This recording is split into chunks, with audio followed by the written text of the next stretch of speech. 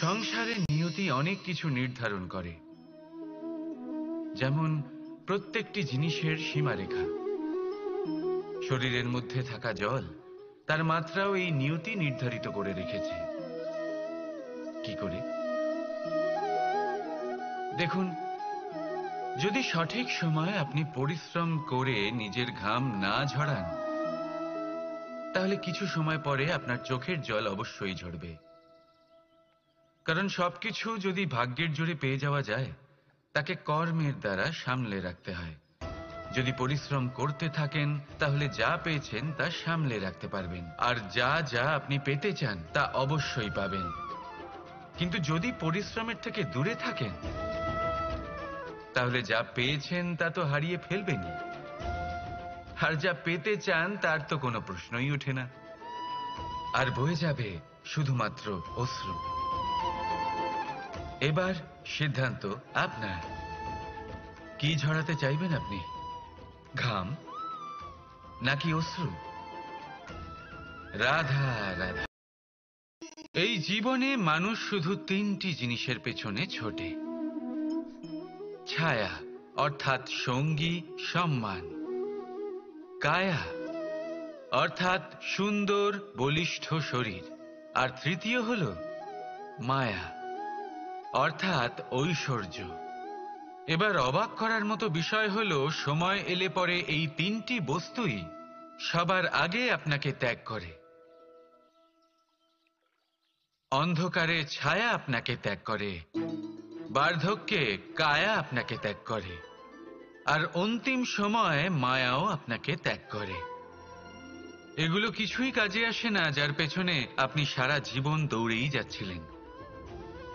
যদি কিছু কাজে লাগে, তা হলো আপনার প্রেমপূর্ণ ব্যবহার যা আপনি সংসারকে দিয়েছেন। এ হলো সেই প্রেম যা অন্ধকারে প্রদীপ হয়ে আপনাকে আলো দেবে।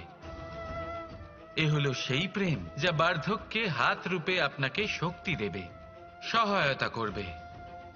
আর যখন আপনার কাছে অর্থ থাকবে না, তখন এই প্রেমই আপনাকে সামর্থ্য যোগাবে। জীবনে যদি কিছু উপার্জন করতে চান,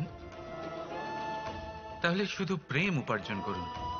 যদি আপনিও আমার মতো দূরের কথা ভাবতে চান, তাহলে শুধুমাত্র প্রেম উপার্জন করুন। আর এখন এই প্রেম ভাব নিয়েই বলুন, রাধা রাধা।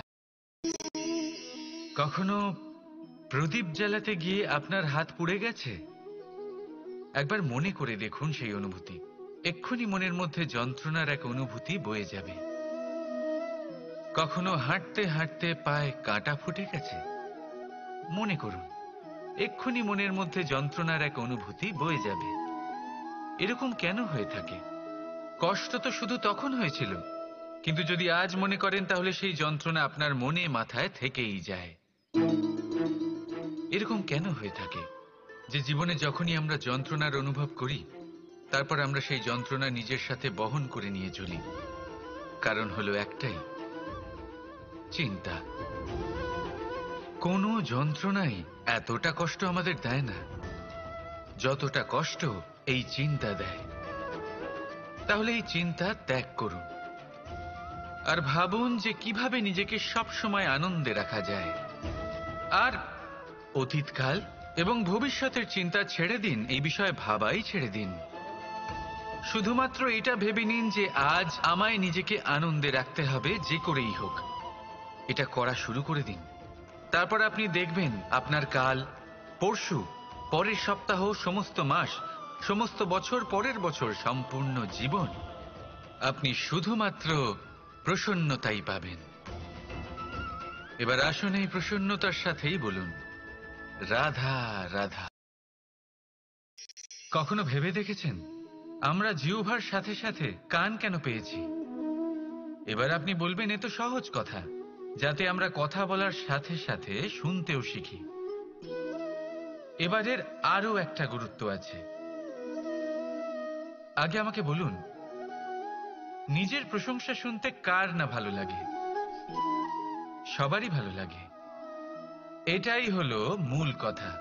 যদি এই কান দিয়ে আপনি নিজের প্রশংসা শুনতে চান, তাহলে সর্বপ্রথম এই জিহ্বা দিয়ে অন্যের প্রশংসা করতে শিখুন। এবার প্রশংসার বিষয়ে একটা অত্যন্ত গুরুত্বপূর্ণ কথা আপনাদের বলি। কখনো যদি কারোর প্রশংসা আপনি করেন তাহলে সবার আগে সেই ব্যক্তির উৎসাহ বেড়ে যায়, আর তারপর নিজে যদি ভেবে দেখেন তাহলে নিজের মনেও সন্তুষ্টি আর প্রশান্তি চলে আসে।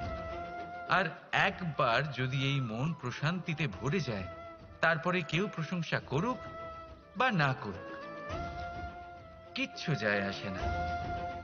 সেই জন্য সবসময় অন্যের সম্মান করবেন, স্নেহ করবেন, প্রশংসা করবেন, সুখ ভাগ করে নেবেন।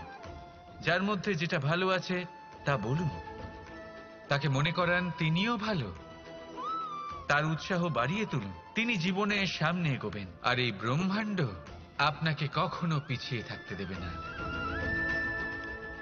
রাধা রাধা।